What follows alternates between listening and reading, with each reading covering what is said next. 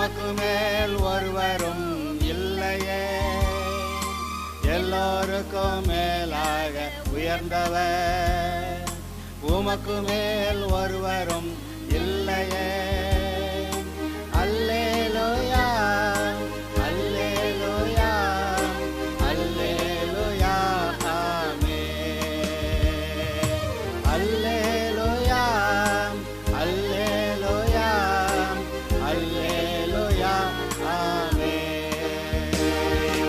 ஒருவரால் சிருஷ்டிக்கப்படாமலே தாமாக என்றென்றும் இருப்பவர், ஒருவரால் சிருஷ்டிக்கப்படாமலே தாமாக என்றென்றும் இருப்பவர்.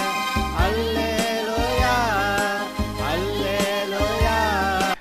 கடந்த செய்தியிலே கர்த்தருடைய ஊழியர்கள் எப்படிப்பட்டவர்களாக இருக்க வேண்டும் என்று அப்போஸ்தலனாகிய பவுல் இளம் ஊழியக்காரனாகிய தீமோத்தேயுவுக்கு எழுதிய கடிதத்தில் இருந்த விவரங்களை சற்று பார்த்தோம்.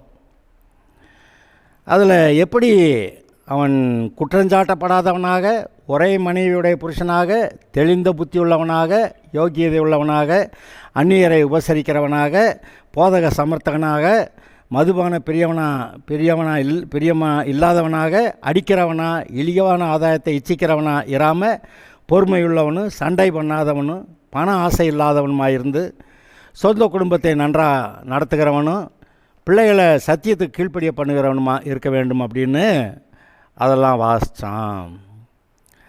இன்றைக்கு சபை போதகருக்கு உதவிக்கு ஆள் தேவை. ஆள் கிடைக்கலன்னு சொல்லுவாங்க பார்த்தீங்களா. வீட்டு வேலைக்கு ஆள் கிடைக்கல, தோட்ட வேலைக்கு ஆள் கிடைக்கல, கட்டட வேலைக்கு ஆள் கிடைக்கல, கிடைச்சாலும் அவங்க ஒழுங்காக வேலை செய்யலை, கீழே மேலே போட்டு சாமானெல்லாம் வேஸ்ட் பண்ணுறாங்க, அப்படியெல்லாம் கேள்விப்படுறீங்க இல்லையா. எங்கேயாவது திருடு போகுது. அப்போ நல்ல வேலைக்கு ஆள் கிடைக்கலன்னு இப்போ சொல்கிறது உண்மைதான். போதகர் வேலைக்கே சரியான போதகர் கிடைக்க மாட்டேங்கிறாங்க.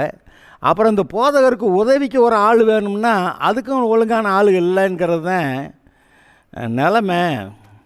என்ன பாஸ்டர் நீங்கள் பாட்டு இப்படி கிடைக்காதுன்னு பேசிக்கிட்டே இருந்தால் எப்படி? ஆமாம், பிதாவாகிய தேவனுக்கு கூட இயேசு கிறிஸ்துவை தவிர வேறு ஒருத்தரையும் நம்பிக்கைக்குரியவர்களாக அவர் பார்க்கல. இயேசு கிறிஸ்து ஒருத்தர் தான் மரண பரியந்தமும் கீழ்ப்படிந்தவராகி உண்மையுள்ளவராக இருந்து அவர் என்ன சொல்லியிருக்கிறாரு, இந்த இயேசு கிறிஸ்து தேவனுடைய குமாரன் பிதாவுக்கு சதா காலமும் கீழ்ப்படிந்திருப்பார்னு வேற 1 கொரிந்தியர் 15 எழுதியிருக்கு. இயேசு கிறிஸ்து ஒன்றும் சும்மா தானாக போய் அங்கே தேவனுடைய வலது பாரத்தில் உட்கார்ந்துக்கல, உட்கார வைத்தவர் அவர். ஏன் உட்கார வைத்தார்? அவர் மரண பரியந்தமும் கீழ்ப்படிந்தவராகி உண்மையுள்ளவராயிருந்து. அவர் எப்படி ஜெபம் பண்ணார்னு எழுதியிருக்கு, நான் வாசித்து காட்டுறேன்.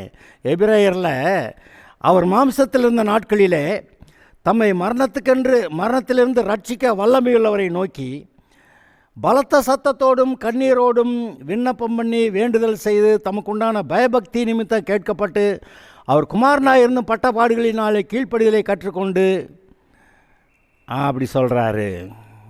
யார்? இயேசுவை பற்றி தான் சொல்லியிருக்கு. ஏசுனார் போய் தானே நான் போய் வலது பாரத்தில் உட்காந்துக்கிறேன், நீர் என்னை படைச்சி எனக்கு பிதாவானவர் தம்மில் தாம் ஜீவன் உள்ளவராக இருக்கிறது போல் என்னையும் ஜீவன் உள்ள ஆளாக உண்டாக்குனீங்க, நான் உட்காந்துக்கிறேன் அங்கே அப்படின்னு சொல்லலை. இயேசுவானவர் பிதாவுக்கு கீழ்ப்படிந்து மரண பரியந்தமும் கீழ்ப்படிந்தவராக இருந்து அதனால தான் பிதா சொன்னார் என்னோட வலது பாரத்தில் உட்காரும்னு. சங்கீதம் 110 எழுதியிருக்கு, நான் உங்களுடைய சத்துருக்களை உமக்கு பாதபடி ஆக்கி போடும் வரைக்கும் எனது வலது பாரத்தில் உட்காரும்னு. இப்போதைக்கு இயேசு தேவனுடைய வலது பாரத்தில் உட்கார்ந்துருக்கிறாரு. எது வரைக்குமா? இயேசுவோடைய சத்துருக்கள், சபைக்கு விரோதிகள், இப்படிப்பட்ட ஆட்கள் எல்லாரையும் இயேசுவோடைய பாதடியில் தள்ளுவேன் அப்படின்றார். பிதா கங்கணம் கட்டிக்கிட்டு இருக்கிறார் உமக்கு விரோதமாய். சங்கீதம் 2 அது என்ன எழுதியிருக்கு? ஜாதிகள் கொந்தளித்து ஜனங்கள் விருதா காரியத்தை சிந்திப்பானேன். இல்லை மாதிரி கர்த்தருடைய குமாரனுக்கு விரோதமாய் அவர்கள் எல்லாம் தேவனுடைய கட்டுகளை அறுத்து போடலாம் அப்படின்னு சொல்லிட்டு என்னமோ பேசிக்கிட்டு கிடக்கிறாங்களாம். ஆனால் பரலோகத்தில் வீட்டிருக்கிறவர் நகைப்பார் அப்படி எழுதியிருக்கு. அப்போ இயேசுவுக்கு விரோதிகள், உங்களுக்கு விரோதிகள், இயேசுவுக்கு விரோதிகள். இயேசுவுக்கு விரோதிகள் பிதாவாகிய தேவனுக்கு விரோதிகள். அப்படி கதையாகி போச்சு. அதனால் கர்த்தர் சொன்னார், நான் உம்முடைய சத்துருக்களை உம்முடைய பாதபடி ஆக்கி போடும் வரைக்கும் என்னுடைய வலது பாசத்தில் உட்காரும். அப்போ இன்றைக்கு என்ன நடக்கிறது? தலைமுறையாய் இயேசு கிறிஸ்து விரோதமாக இருக்கிற எல்லா ஆட்களையும் இயேசுடைய பாதடிக்கு காலில் கொண்டு வந்து தள்ளுவேன்னு சொல்லுவாங்களே, அது மாதிரி இயேசுடைய கால்கள் கீழே கொண்டு வந்து தள்ளுகிற வேலையை பிதாவாகி தேவன் பார்த்து கொண்டு இருக்கிறார். என்னங்க பாஸ்டர், அவர் அன்புள்ளவர் இரக்கமுள்ளவர், வாங்க ரட்சிக்கப்படுங்கன்னு சொல்லி இப்படி தானே பிரசங்கம் கேட்டிருக்கான். ஆமாம், இது ஒரு சைடு. அடுத்த சைடு அடங்காதவர்களை, திமிர் பிடித்தவர்களை, ஆத்திரப்படுகிறவர்களை, கோபிக்கிறவர்களை, சபையை துன்பப்படுத்துகிறவர்களை, உபத்திரப்படுத்துகிறவர்களை, கொலை செய்கிறவர்களை அவர் பழி வாங்கிறதுன்னு ஒன்று வச்சுருக்கிறாருங்க. பழி வாங்குதல் எனக்குரியது, நானே பதில் செய்வேன் அப்படி சொல்லிக்கிட்டு இருக்கிறாரு. சும்மா விளையாட்டு பண்ணிக்கிட்டு இருக்க முடியாது. சும்மா அன்புள்ளவர் இரக்கமுள்ளவர் மனதுருக்கம் உள்ளவர், அவர் வர்றாரு, உன்னை பார்க்குறாரு, இதோ தொடரார். ஆமாம், அதெல்லாம் உண்மை, எல்லாம் உண்மை. ஆனால் அதே சமயத்தை அடுத்த சைடு அவர் நியாயம் தீர்ப்பார். இரக்கமுள்ளவராக இருந்து அன்பாக இருந்து ரட்சிக்கிறார். ரட்சிப்பு எனக்கு வேண்டான்னு போகிறவங்களை நியாயம் தீர்க்கிறார். யோவான் 3 என்ன சொன்னார், அதை வேணால் பார்க்கலாம். யோவான் 3 வாசிக்கிறேன். தேவன் தம்முடைய ஒரே பேரான குமாரனை விசுவாசிக்கிறவன் எவனோ அவன் கெட்டுப்போகாமல் நித்திய ஜீவனை அடையும்படிக்கு அவரை தந்தருளி இவ்வளவாய் உலகத்தில் அன்பு கூர்ந்தார். இயேசுவே கொடுத்து பிதாவாகிய தேவன் அன்பு கூர்ந்துட்டார். ஆனால் அடுத்து பிரச்சனையை கவனிங்க. உலகத்தை ஆக்கினைக்குள்ளாக தீர்க்கும்படி தேவன் தம்முடைய குமாரனை அனுப்பாமல் அவராலே உலகம் ரட்சிக்கப்படுகிறதற்காகவே அனுப்பினார். அதுவும் உண்மைதான். அவரை விசுவாசிக்கிறவன் ஆக்கினைக்குள்ளாக தீர்க்கப்படான், அதாவது நரகத்துக்கு தள்ளப்பட மாட்டான். விசுவாசியாதவனோ தேவனுடைய ஒரே பேரான குமாரனுடைய நாமத்தில் விசுவாசமுள்ளவனாக இராதபடியினாலே அவன் ஆக்கினை தீர்ப்புக்கு உட்பட்டாயிற்று. அவனுக்கு ஏற்கனவே நரகம் ஃபிக்ஸ்டு, ஜட்ஜ்மெண்ட் பாஸ் ஆயிடுச்சு. ஏன்னா ஒளியானது உலகத்தில் வந்திருந்தும் மனுஷனுடைய கிரியைகள் பொல்லாதவைகளாக இருக்கிறபடியாலே. யார் ஒளி? உலகத்துக்கு ஒளி இயேசு. அவர் மூலமாக நீங்கள் நானும் வந்தால் நம்மளாம் உலகத்துக்கு ஒளி. எஸ், ஆனால் நம்மளாம் வர்றதுக்கு முன்னாடி இயேசு மட்டும்தான் உலகத்துக்கு ஒளி. ஏன்னா அவர் மட்டும்தான் பாவத்துக்கு பரிகாரம் பண்ணார். அவர் மட்டும் மூலமாக தான் ரட்சிப்பு உண்டு. அவர் மட்டும் மூலமாக தான் ஜனங்களுடைய கண் திறக்கப்பட முடியும். அவர் மூலமாக மட்டும்தான் ஜனங்கள் வெளிச்சத்தை பார்க்க முடியும். இதோ பெரிய இருளில் இருந்தவர்களுக்கு வெளிச்சம் உதித்தது அப்படியெல்லாம் எழுதியிருக்கே. அவர் இயேசு. இன்றைக்கு நீங்கள் இயேசுவை ஏற்றுக்கிட்டீங்க, அதனால் நீங்கள் நானும் இப்போ வெளிச்சமாக இருக்கோம். ஆனால் ஒரிஜினல் வெளிச்சம் இயேசு. ஒளியானது உலகத்தில் வந்திருந்தும் மனுஷனுடைய கிரியைகள் பொல்லாதவைகளாக இருக்கிறபடியால் அவர்கள் ஒளியை பார்க்கலும் இருளை விரும்புகிறதே அந்த ஆக்கினை தீர்ப்புக்கு காரணமாக இருக்கிறது. இயேசு தான் ஒளி. அவர்கிட்ட வரணும், அப்போ ரட்சிக்கப்பட்டுருவான். ஆனால் ஒளியில் வந்தால் இவங்க அக்கிரமெல்லாம் வெளிப்பட்டுருமில்ல. அதனால் ரகசியமாக ராத்திரியில் இருட்டிலே வச்சுக்கிட்டு எல்லாம் செய்யணுங்கிறான். அவர்கள் அந்தரங்கத்திலே செய்கிற காரியங்களை சொல்லுகிறது கூட அவலட்சணமாக இருக்கிறதே அப்படி சொல்லியிருக்கு. அப்போ இதெல்லாம் என்னங்க? இந்த ஒளியில் வரணும். இயேசு தான் ஒளி. அவர்கிட்ட மக்கள் வந்தால் தங்களுடைய இருட்டு காரியங்கள்லாம் விட்டுட்டு வந்துடுவாங்க. ஒளியில் வரணும். அப்படி வந்தால் ஆக்கினை தீர்ப்பு இல்லை. ஆனால் அவர்கள் ஏன் ஆக்கினை தீர்ப்பு அடைகிறார்கள்? ஒளியானது உலகத்தில் வந்திருந்தும் மனுஷனுடைய கிரியைகள் பொல்லாதவைகளாக இருக்கிறபடியால் அவர்கள் ஒளியை பார்க்கலும் இருளை விரும்புகிறதே அந்த ஆக்கினை தீர்ப்புக்கு காரணமாக இருக்கிறது. பொல்லாங்கு செய்கிற எவனும் ஒளியை பகைக்கிறான், தன் கிரியைகள் கண்டிக்கப்படாதபடிக்கு ஒளியிடத்தில் வராது இருக்கிறான். எப்படி? சத்தியத்தின்படி செய்கிறவனும் தன் கிரியைகள் தேவனுக்குள்ளாய் செய்யப்படுகிறது என்று வெளியாகும்படிக்கு ஒளியிடத்தில் வருகிறான், இயேசுவிடத்தில் வருகிறான். அப்போ இதை கவனிங்க. உலகத்தில் இருக்கிற எல்லாருக்குமே ரட்சிப்பு கர்த்தர் சொல்லியிருந்தாலும் கூட யாரெல்லாம் வர்றா, பாவம் எதுன்னா கடைசிக்கு உன்னை காப்பாற்றுறேன்னு வந்த இயேசுவை ஏற்றுக்கிறாது தாண்டா பாவம் அப்படின்னு இந்த இடத்துல முடிஞ்சு வச்சு. ஒளியானது உலகத்தில் வந்திருந்தும் அவர்கள் அந்த ஒளியை பார்க்கல இருளை விரும்புகிறதே அந்த ஆக்கினை தீர்ப்பு காரணமாக இருக்கிறது. இந்த ஒளி எல்லாத்தையும் ரட்சிக்கிறதுக்காக பிதாவானவர் அனுப்பினார். அவர்கள் தங்களுடைய கிரியைகள் பொல்லாதவைகளாக இருக்கிறபடியால் ஒளியிடத்திலே வராதிருக்கிறார்கள். அப்போ இயேசுவை வேண்டான்னு நிராகரிச்சிட்டாங்க. இயேசுடைய வெளிச்சம் வேண்டான்றாங்க. கர்த்தர் வேண்டாங்கிறாங்க, ரட்சிப்பு வேண்டாங்கிறாங்க. நான் இருளிலேயே, பாவத்திலேயே, அசுத்தங்கள்லையே என் வாழ்க்கையை வாழ்ந்துக்கிறேன்றாங்க. அப்போ என்னங்கய்யா அது? அவன் ஏற்கனவே பல பாவங்களை செஞ்சுருப்பான். அந்த பாவத்தினால இல்லை, அதெல்லாம் மன்னிக்கப்பட முடியும். ஆனால் மன்னிக்கப்பட முடியாத ஒரே பாவம் என்னது? மன்னிக்கப்பட முடியாத ஒரே பாவம் பரிசுத்த ஆவிக்கு விரோதமாக பேசுகிறதெல்லாம் பாவம் தான் போட்டிருக்கு. பரிசுத்த ஆவிக்கு விரோதமாக பேசுகிறதெல்லாம் பாவம். அந்த பாவத்தில் 2 கேட்டகரி இருக்குது பார்த்தீங்களா? மரணத்துக்கு ஏதுவான பாவம், மரணத்துக்கு ஏதுவல்லாத பாவம். அப்போ மரணத்துக்கு ஏதுவானது என்னது? நரகம். இந்த பாவம் செஞ்சனா நரகம். அப்படி ஒரு பாவம் என்னங்க இருக்குது? ஏசுனார்கிட்ட ஒருத்தன் வரமாட்டேங்கிறவன், ஏசுனார்கிட்ட வரமாட்டேன் அப்படிங்கிறதான் மரணத்துக்கு ஏதுவான பாவம். மீதி எல்லா பாவமும் மன்னிக்கப்பட முடியும். அப்போ பரிசுத்தாவிக்கு விரோதமாக பேசுனதெல்லாம் அப்படின்னு இம்மையிலையும் மறுமையிலையும் நான் மன்னிக்கப்படுவதில்லைன்னு எழுதியிருக்கேன். அது என்ன பாஸ்டர் அப்படின்னா, அந்த பரிசுத்தாவிக்கு விரோதமாக பேசுகிறதுலையும் அங்கே மரணத்துக்கு ஏதுவான மரணத்துக்கு ஏதுவல்லாத இருக்குது. அப்புறம் மன்னிக்கப்பட்டதில்லைன்னு போட்டிருக்கு. அதுக்கு 2 அடி வாங்கிக்க வேண்டியதேன். பரிசுத்தாவிக்கு விரோதமாக பேசிட்டா அப்புறம் போடுற அடியை வாங்கிக்க வேண்டியதேன். நீதிமானுக்கோ பூமியிலே சரி கட்டப்படுமேன்னு எழுதியிருக்குல்ல. ஆமாம், இன்றைக்கி நிறைய பரிசுத்தவான்கள்லாம் கடைசி காலங்களில் ஆஸ்பத்திரியில் படுத்துக்கிட்டு மூக்கு வழியாக நாக்கு வழியாக டியூப்பை போட்டுக்கிட்டு இழுத்துக்கிட்டு கிடக்கிறாங்களே. எதுக்கு? கொஞ்ச நாளில் நல்லா ஜெபம் பண்ணி பரலோகத்துக்கு போயிடுவாங்க. ஆனால் போகிறதுக்கு முன்னாடி இந்த இழுத்துக்கிட்டு கிடக்கிற வேலை இருக்குது. என்ன நடக்குது? அக்கௌண்ட் செட்டில் ஆகுது. நீதிமான்கள் தான், பரிசுத்தவான்கள் தான். ஆனால் பூமியில் சரி கட்டணும். அங்கே பரலோகத்துக்கு போனால் அங்கே தண்டிக்க முடியாது. இங்கேயே செட்டில்மெண்ட் நடக்குது. என்ன பாஸ்டர் கொடுமையாக பேசுகிறீங்க? மன்னிப்பே இல்லையா? ஆமாம், பரிசுத்தாவியானுக்கு விரோதமாக பேசினா மன்னிப்பு இல்லைன்னு போட்டிருக்கு. அதுலேயே நீங்கள் அதான் மன்னிக்கப்படக்கூடிய பாவங்கள், மரணத்துக்கு ஏதுவான நரகத்துக்கு ஏதுவான பாவங்கள் இல்லை, மன்னிக்கப்படக்கூடிய பாவங்களுக்கு தான் நீங்கள் அதை செஞ்சுருக்கீங்க. அந்த பாவத்துக்கு தண்டனை, 2 தண்டனையும் கொடுத்துட்டு அப்புறமேல் மன்னிக்கிறது. அது வருது. நான் கேட்குறேன், தாவீது ஒரு பாவம் செஞ்சான், 1க்கு 2 பாவம் செஞ்சுட்டான். அவன் பரலோகம் போனானா இல்லையா? சரி, மோசே கோவப்பட்டு கண்மலைன்னா இயேசு ஒரு அடி போட்டான். கர்த்தர் பார்த்தார், உன் ஊழியம் போதும் போ அப்படின்ட்டார்.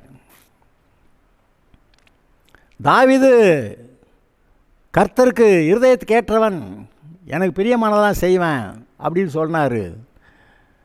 இவன் ஒருத்தன் கூட ராஜா இஸ்ரவேலில் இல்லை அப்படின்னு சொல்லிட்டாரு. அப்புறம் அவனுக்கு பின்னாடி வந்த ராஜாக்களெல்லாம் இவன் தாவீதை போல் நடந்தான்றாரு. இன்னும் நிறைய பேரை இவன் தாவீதை போல் நடக்கலைன்றாரு. அப்போ தாவீது ஒரு ஸ்டாண்டர்டு, இந்த ஸ்டாண்டர்ட் வரைக்கும் யாரெல்லாம் வந்திருக்கா அப்படி பார்க்குறாரு. தாவீது என்ன பாவமே செய்யாத ஆளா? நல்லா தான் இருந்தான். கடைசியில் ஏதோ ஒரு விதத்தில் அவன் மட்டும் அந்த பத்சேபால் விஷயத்துலேயும் சரி, அந்த என்ற விஷயத்துலேயும் சரி சிக்காமல் இருந்திருந்தான்னா, நான் சொல்கிறேன், நேபுகாத்நேச்சாருடைய உலகம் எவ்வளோ பெருசு. அந்த எஸ்தர் அங்கே போயிருந்த அகாஸ்வேரு, அந்த ராஜாவுடைய அந்த தேசம் எவ்வளோ பெருசு? 127 நாடுகள், இந்தியாவும் அதில் ஒரு பகுதி. அவ்வளோ பெரிய தேசத்தை அவங்கெல்லாம் புறஜாதிகள் ஆண்டாங்க. நான் இப்போ உங்களுக்கு சொல்கிறேன், நீங்கள் தாவீது எங்கே ஒருத்தர் சிக்கிட்டானா, அதுபோல் சிக்காமல் இருந்தால் நீங்கள் ஒரு பெரிய ஊழியத்தை செய்யலாம். சிக்கிக்கிட்டால் அப்புறம் இருக்கிறதோட போக வேண்டியது. தாவீது கூட அதோட அந்த பத்சேபால் விஷயத்துலேயும் சரி, அதுக்கடுத்து எண்ணுனதுலேயும் சரி, அதுக்கப்புறம் அவனுடைய இந்த உலகத்தார் சொல்லுவாங்க, அவனுடைய ஸ்டார் இறங்கிட்டே போயிடுச்சுங்க அப்படிமா. அது மாதிரி இவனுக்கு நடந்துருச்சு. கடைசியில் பரலோகம் போய் சேர்ந்தான். Right, okay. இருதயத்திலே சுத்தம், பிசாசுக்கு இடங்கொள்ளாமல் இருப்பது, கண்களின் நிச்சயம், மாம்சத்தின் நிச்சயம், ஜீவனத்தின் பெருமை நமக்கு ஆகாது. கர்த்தருக்கு பரிசுத்தம். நான் அவங்களெல்லாம் கூட யோக்கியம் இல்லை. நீ இருக்கிறேன் என்று சொல்லுகிறவன் விழாதபடிக்கு எச்சரிக்கையாக இருக்க கடவன். கவனமாக அடங்கி கீழ்ப்படிஞ்சு சாந்த குணமுள்ளவர்களாய் இயேசு சொல்லுகிறார், நான் சாந்தம் மனத்தாழ்மையுமாக இருக்கிறேன்னு. இதுதான் அங்கே வேலை செய்யும். மற்ற பெரிய நான் பிடுங்கியாக்கும் ஒன்றும் பிடுங்க முடியாது. நான் சொல்கிறேன், நம்முடைய சொந்த பலத்தில் இந்த உலகத்தில் இந்த அண்ட சராசங்களில் இருக்கக்கூடிய எல்லா கடைசி பிசாசு குட்டி பிசாசு இருக்கும்ல, அந்த ஒரு குட்டி பிசாசை கூட நம்மளால் ஜெயிக்க முடியாது. தனிப்பட்ட ரீதியில் கடைசி பிசாசு குட்டி பிசாசை கூட நம்ம ஜெயிக்க முடியாது. ஆனால் என்னை பலப்படுத்துகிற கிறிஸ்துவனாலே, அது பரிசுத்த ஆவியிலே நிறைந்திருக்கும் போது பலன் அடைந்து சாட்சியாக இருந்து பிசாசுகளை துரத்தி வியாதிகளை நீக்கி இயேசுவுக்கு சாட்சியாக ஆத்மாக்களை ஆதாயம் பண்ணுகிறவர்களாய் அங்கு இருக்க முடியும். இயேசுவை போல நீங்கள் பூரண புருஷன் ஆக முடியும்.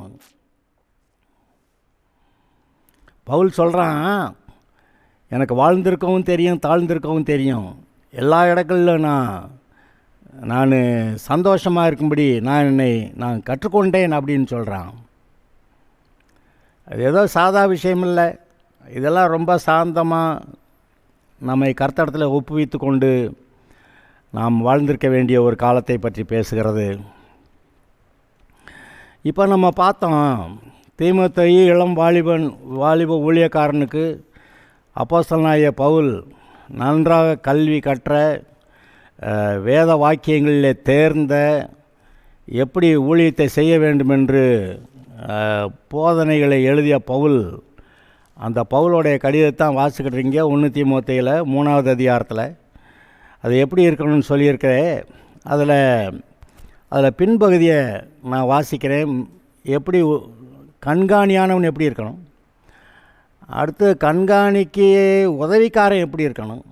அந்த உதவிக்காரனை பற்றி பேச போய் தான் ஆள் கிடைக்கலன்னு சொல்லிக்கிட்டு இருக்கிறான். கிடைச்ச ஆளை வச்சுக்கோங்க, உதவிக்கு இருக்கிற ஆளை வச்சுக்கோங்க, துரத்தி விட்றாதீங்க.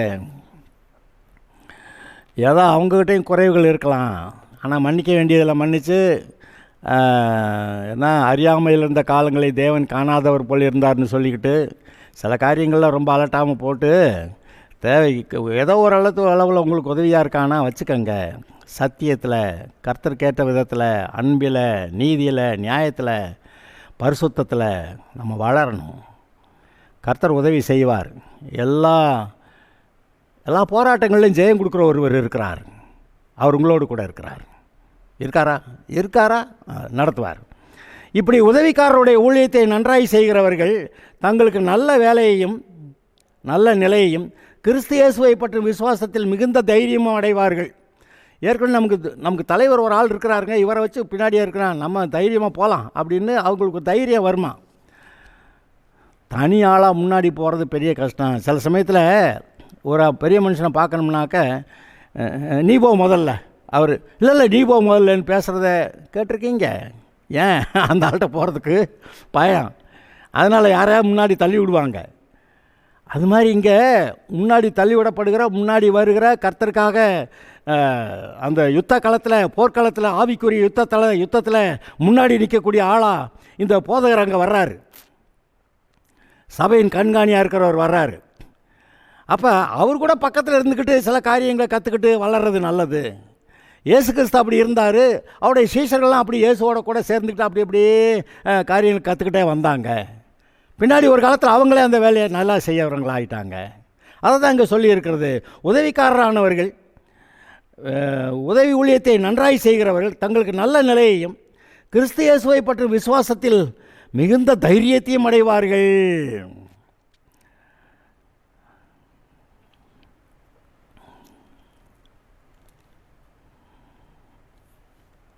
அது சொல்கிறாரு, நான் உன்னிடத்தில் சீக்கிரமாய் வருவேன் என்று நம்பியிருக்கிறேன். தாமதிப்பேன், ஆனால் தேவனுடைய வீட்டில் நடக்க வேண்டிய வகையை நீ அறியும்படிக்க இவைகளை உனக்கு எழுதுகிறேன். அந்த வீடு ஜீவனுள்ள தேவனுடைய சபையாய் சத்தியத்துக்கு தூணும் ஆதாரமாய் இருக்கிறது. சபையை பற்றி ஒரு வார்த்தை நான் எழுக்கிறத வாசிக்கிறேன். தேவனுடைய வீட்டிலே சபை, தேவனுடைய வீடு, தேவனுடைய வீட்டிலே நடக்க வேண்டிய வகையை நீ அறியும்படிக்கு இவைகளை உனக்கு எழுதுகிறேன். இப்போ எழுதுனா தான் எழுதியிருக்கிறாரு. அந்த வீடு, அந்த சபை கட்டடம் இல்லை, அந்த சபை மக்கள் ஜீவனுள்ள தேவனுடைய சபையாய் சத்தியத்துக்கு தூணும் ஆதாரமாக இருக்கிறது. இவங்க சத்தியத்தில் நிற்கிறவங்க, சத்தியத்துக்கு தூணும் ஆதாரமாக இருக்கிறது. அன்றியும் தேவபக்திக்குரிய ரகசியமானது. இது என்னமோ ஒரு ரகசியம் சொல்கிறாரே, இதை கவனிக்கணும். நான் அதனால் முன்னாடி சில வரிய, அதாவது எப்படி போதகர்களுக்கு சொல்லப்பட்டதோ அப்படியே உதவி போதகர்களுக்கும் சொல்லப்பட்டதை நான் கவனிக்கலாம், விட்டுட்டு வரேன். ஏன்னா இதை கவனிக்கணும். அன்றியும் தேவபக்திக்குரிய ரகசியமானது. பவுல் ரகசியம்னு எழுதியிருக்கிறத வாசிக்கிங்களா? எபேசு சபைக்கு எழுதும் போதே எபேசியருடைய நிருபத்தில் இது ரகசியம், இந்த ரகசியம்லாம் எழுதியிருக்கிறாரு. இங்கே ஒரு ரகசியத்தை பற்றி எழுதுகிறாரு, தேவபக்திக்குரிய ரகசியமானது. அது என்னது தேவபக்திக்குரிய ரகசியம்? இப்போ நம்ம ரட்சிக்கப்பட்டங்கிறத மற்றவங்களுக்கு நம்ம அதே ஆளைத்தான் பார்க்குறாங்க, ஆனால் நமக்கு தான் தெரியும் பரலோகம். இது நமக்கு தான் தெரிஞ்சிருக்கிற ரகசியம். மற்றவங்களுக்கு நம்மளை பழைய ஆளாக தான் பார்க்குறாங்க, அவங்களுக்கு ஒன்றுமே விளங்கலை. தேவபக்திக்குரிய ரகசியமானது யாவரும் ஒப்புக்கொள்ளுகிறபடியே மகா மேன்மை உள்ளது. அது என்னவா பின்னாடி சொல்கிறார். தேவன் மாம்சத்திலே வெளிப்பட்டார், ஆவியிலே நீதி உள்ளவர் என்று விளங்கப்பட்டார், தேவதூதர்களால் காணப்பட்டார், புறஜாதிகளிடத்தில் பிரசங்கிக்கப்பட்டார், உலகத்தில் விசுவாசிக்கப்பட்டார், மகிமையிலே எடுத்துக்கொள்ளப்பட்டார். இது யாரு? இயேசு. இந்த ரகசியம் எந்த ரகசியம்? தேவபக்திக்குரிய ரகசியம். யாவரும் ஒப்புக்கொள்ளுகிறபடியே மகா மேன்மை உள்ளது. அது என்னங்கன்னு கேட்டால், இதை திரும்ப கூட ஒரு தடவை வாசிக்கிறேன். தேவன் மாம்சத்தில் வெளிப்பட்டார். இயேசு தேவன். என்னையா இயேசுவை தேவன்ட்டிங்க? தேவனுடைய குமாரன் இல்லையா? ஆமாம், தேவனுடைய குமாரன். ஆனால் இயேசு தேவனுக்கு சமமாக இருப்பதை கொள்ளையாடின பொருளாக எண்ணாமல், அப்போ தேவன் தம்மை போலவே குமாரனா இயேசு உண்டாக்கியிருந்தார். அவர் எப்படி தம்மில் தாமே ஜீவன் உள்ளவராக இருந்தாரோ அதுபோல் இயேசுவும் தம்மில் தாமே ஜீவன் உள்ளவராக இருக்கும்படி உண்டாக்கியிருந்தார்.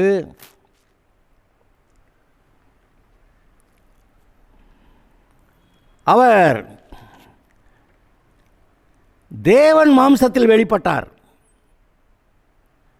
தேவனே, இயேசுன்னா தேவனே, ஏன்னா அவருக்கு சமமாக இருக்கிறார். ஆள் தான் வேறு, ஆனால் அவரே இவர் அப்படி சொல்கிற மாதிரி. ஆவியிலே நீதி உள்ளவர் என்று விளங்கப்பட்டார். இந்த பூமிக்குரிய வாழ்க்கையில் அவர் நீதி உள்ளவர் அப்படின்னு விளங்கப்பட்டார். என்னவா காட்டி கொடுத்த யூதாஸ் கூட நீதிமான காட்டி கொடுத்துட்டனேங்கிறான். விசாரித்த அந்த பொந்தி பிலாத்து இவர்கிட்ட ஒரு குற்றத்தையும் காணேங்கிறான். அவனுடைய மனைவி அந்த நீதிமானுக்கு ஒன்றும் செய்ய வேண்டாம் அப்படி சொல்லி விடுறாங்க. அங்கே சிலுவை அருகே நின்றிருந்த நூற்றுக்கு அதிபதி இவர் மெய்யாகவே தேவனுடைய குமாரன்னு சொல்கிறான்.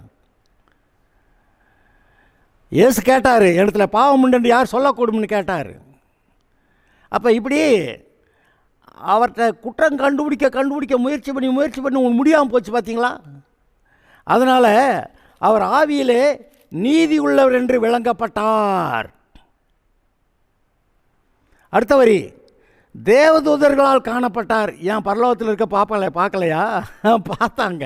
ஆனால் இங்கே என்னையா அது அவராக இப்போ வெறும் சரீரத்தில் மாம்சத்தில் இந்த ஆதாமேவல் மாதிரி வெறும் சரீரத்தில் என்னங்கய்யா அது என்ன நடக்குதுங்க அப்படின்னு பார்த்து ஆச்சரியப்பட்டாங்க. அது ஒன்று பேதுருவில் எழுதியிருக்கிறத நீங்கள் வாசிக்கிறீங்க. ஒரு வரியை வாசிக்கிறேன்.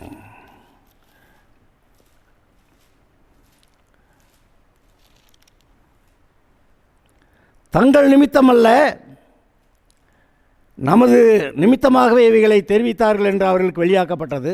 பரலோகத்திலிருந்து அனுப்பப்பட்ட பரிசுத்த ஆவியினாலே உங்களுக்கு சுவிசேஷத்தை பிரசங்கித்தவர்களை கொண்டு இவைகள் பொழுது உங்களுக்கு அறிவிக்கப்பட்டு வருகிறது. இவைகளை உற்று பார்க்க தேவதூதரும் ஆசையாக இருக்கிறார்கள். இந்த பூமியில் என்ன தான் நடக்குது? இந்த இயேசுனார் அங்கே போய் அப்படி போய் உட்காந்துட்டு என்ன சிலுவைக்கு போகிறாரு, ஐயோ செத்தாரா, அவங்களுக்கு ஒன்றும் வேலைங்கள் ஆச்சரியமாக இருக்குது. தேவதூதரை உற்று பார்க்க ஆசையாக இருக்கிறார்கள். ஆனால் அவர் மூலமாக ரட்சிக்கப்பட்டு வந்த பரிசுத்த ஆவியில் நிரம்பின அந்த சபை மக்கள் செய்கிற வேலையை பார்த்து ஆச்சரியப்படுறாங்க. அவங்க விசுவாசிகளே இயேசுனார் மாதிரி வேலை பார்க்குறாங்களா அப்படின்னு ஆச்சரியப்பட்டு பார்க்கிறார்கள். இவைகளை உற்று பார்க்க தேவதூதரும் ஆசையாக இருக்கிறார்கள் அப்படி சொல்லியிருக்கு. அப்போ தேவதூதர்களால் காணப்பட்டார், புறஜாதிகளிடத்திலே பிரசங்கிக்கப்பட்டார். இந்த இஸ்ரவேலர்களால் தங்களுக்குள்ளேயே தான் பிரசங்கிச்சுக்கிடுவாங்க. புறஜாதிகள்லாம் அந்த நரகத்தில் போகிறவங்களுக்கு எரியறதுக்கு விறகு கட்டைன்னு சொல்லிக்கிடுவாங்க. அவங்களாம் புறஜாதிகள், கர்த்தருடைய ஆசீர்வாதத்துக்கு வாக்குத்தத்தங்களுக்கு புறம்பானவர்கள் சொல்லிவிடுவாங்க. ஆனால் இவர் தான் ரட்சிப்புன்னு, இவர் தான் ரட்சகர்னு புறஜாதிகளுக்குள்ளே பிரசங்கிக்கப்பட்டார், உலகத்தில் விசுவாசிக்கப்பட்டார், மகிமையிலே எடுத்துக்கொள்ளப்பட்டார். இதெல்லாம் இயேசு பூமியிலிருந்து போய் நடந்தது. இது என்னவா? யாவரும் ஒப்புக்கொள்ளுகிறபடியே மகா மேன்மையானது தேவபக்திக்குரிய ரகசியம். இது இன்னைக்கு எல்லாருக்கும் விளங்கிச்சா? விளங்கலை. அது அவங்களுக்கு இன்னும் ரகசியமாக தான் இருக்குது. ஆனால் ரட்சிக்கப்பட்ட விசுவாசிகளுக்கு உங்களுக்கு எனக்கு விளங்கிருச்சு. சுத்த ஆவியானவர் அதை நமக்கு விளக்கியிருக்கிறாரு. ஆனால் இந்த ரட்சிக்கப்படாத புறஜாதிகளுக்கு, இயேசுவை ஏற்றுக்கிறாதவங்களுக்கு அது விளங்கலை. என்னமோ இயேசுன்னு சொல்கிறாங்க, என்னமோ பரலவங்கிறாங்க, பாமெல்லாம் போயிடுச்சுங்கிறாங்க. அவங்களுக்கு விளங்கலை. ரகசியம், தேவபக்திக்குரிய இந்த ரகசியம் அது எதுங்க? இயேசு மாம்சத்திலே வெளிப்பட்டார். தேவாதி தேவன் மாம்சத்திலே வெளிப்பட்டார், ஆவியிலே நீதியுள்ளவன் என்று விளங்கப்பட்டார், தேவதூதர்களால் காணப்பட்டார், புறஜாதிகளிடத்திலே பிரசங்கிக்கப்பட்டார், உலகத்திலே விசுவாசிக்கப்பட்டார், மகிமையிலே எடுத்துக்கொள்ளப்பட்டார். ஆக இந்த காரியங்களை குறித்து கேள்விப்பட்டிருக்கிற நீங்களும் நானும் கர்த்தருக்கு முன்பாக உத்தமமாக இருந்து செவ்வையாக அவருடைய ஆவியானுடைய ஆலோசனையின்படி நடப்போமாக. எவர்கள் தேவனுடைய ஆவியினாலே நடத்தப்படுகிறார்களோன்னு இருக்குது. இருதயத்தில் சுத்தமுள்ளவர்கள் பாக்கியவான்கள், அவர்கள் தேவனை தரிசிப்பார்கள், அவங்க பார்ப்பாங்க. ஆனால் எவர்கள் தேவனுடைய ஆவியினாலே நடத்தப்படுகிறார்களோ அங்கே தான் விசேஷம் இருக்குது. அவர்கள் புத்திரராயிருக்கிறார்கள். குழந்தையல்ல, புத்திரராயிருக்கிறார்கள். பிள்ளைகள் அல்ல, புத்திரராயிருக்கிறார்கள். கர்த்தருடைய வேலையை செய்ய தகுதியுள்ளவர்களாக இருக்கிறார்கள். நீங்களும் நானும் அப்படி இருக்கும்படி அழைக்கப்பட்டிருக்கிறோம். கவனிங்க, ஒரு தீர்மானம் எடுக்கலாம். நான் கர்த்தருக்கு பிரியமா இனி அந்த தப்பெல்லாம் பண்ணாமல் இன்னையிலேருந்து கரெக்டாக இருக்க நான் என்னை ஒப்புவிக்கிறேன். கர்த்தாவே நான் வருகிறேன். என்னை குறித்து புஸ்தக சூழலில் எழுதியிருக்கிறது. சொல்லுங்கள், நீங்கள் உங்களை பற்றி சொல்லுங்கள். பலவீனனும் தன்னை பலவான் என்று சொல்வானாக. கர்த்தருக்காக எழும்புவீங்களா? எழும்பு எழும்பு சீயோனே, உன் வல்லமையை தரித்துக்கொள். பரிசுத்த நகரமாகிய எருசலேமே, உன் அலங்கார வஸ்திரங்களை உடுத்துக்கொள். Okay, God bless you. இது போன்ற செய்திகளை கேட்க, உண்மையாகவே வானத்தையும் பூமியும் படைத்த தேவனை ஆராதிக்க, அவருடைய போதனைகளை கேட்க, இந்த குட் நியூஸ் பைபிள் சர்ச் திண்டுக்கல்ல பஸ் ஸ்டாண்ட்லேருந்து நடந்து வரக்கூடிய தூரத்தில், சென்னை சில்க்கு அடுத்தபடி தெய்வ சிகாமணிபுரம் ரோட்டில் ஒரு 100 மீட்டர் தூரத்தில் இருக்குது. இந்த குட் நியூஸ் பைபிள் சர்ச்சு ஞாயிறு ஆராதனை காலை 8 மணிக்கு, வியாழக்கிழமை மாலை 6:30 மணிக்கு பைபிள் ஸ்டடி இருக்கிறது. சனிக்கிழமை காலை 10 மணிக்கு உபவாச ஜபம் இருக்கிறது. இந்த கூட்டங்களிலே நீங்கள் கலந்து கொண்டு தேவனை அறிகிற அறிவிலே வளர்ந்து உங்களுடைய வாழ்க்கையிலே சரியான தீர்மானங்களை எடுத்து நன்றாக வாழ, தேவனுடைய பரிபூர்ண ஆசீர்வாதங்களை சுதந்திரித்து கொண்டு வாழ, நீங்களும் சரி, உங்களுடைய குடும்பத்தார் யாவரும், உங்களுடைய பெற்றோர், உங்களுடைய பிள்ளைகள் எல்லாரும் நன்றாய் வாழ்ந்திருக்க இந்த ஆலய ஆராதனையில் நீங்கள் கலந்து கொள்ள வேண்டுமென்று உங்களை அன்போடு அழைக்கிறேன். நீங்கள் வாருங்கள். எங்கே சொன்னேன்? திண்டுக்கல் பஸ் ஸ்டாண்ட்லேருந்து நடந்து வர தூரத்தில் சென்னை சில்க்கு அடுத்தபடி இருக்கக்கூடிய அந்த தெய்வ சிகாமணிபுரம் ரோட்டில் 100 மீட்டர் தூரத்தில் குட் நியூஸ் பைபிள் சர்ச் இருக்கிறது. ஞாயிறு ஆராதனை காலை 8 மணிக்கு, வியாழக்கிழமை மாலை 6:30 மணிக்கு பைபிள் ஸ்டடி, சனிக்கிழமை காலை 10 மணிக்கு உபவாச ஜபம். நீங்கள் வந்து பங்கு பெறுங்கள். கர்த்தர் உங்களை ஆசீர்வதிப்பாராக.